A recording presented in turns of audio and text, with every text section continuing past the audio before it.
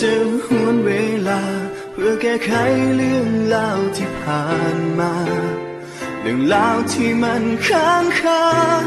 จะได้ทำ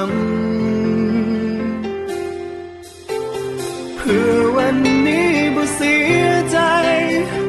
หากได้แก้ไขมันวันนั้น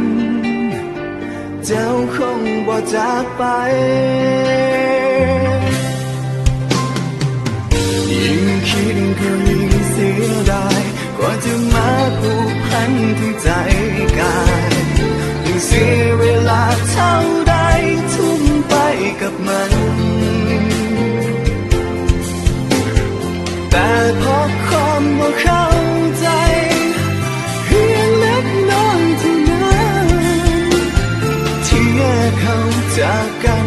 จนมันต้องปวดใจต้นเหตุเป็นเพราะสองเฮานั้นบ่ยอมใจอ่อนบ่ยอมงองอนก็เพราะยิ่งในศักดิ์ศรี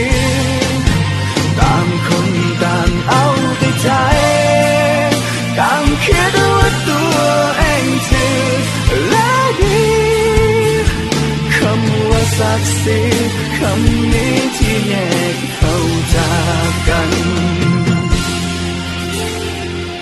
จึงอยากจะหวนเวลา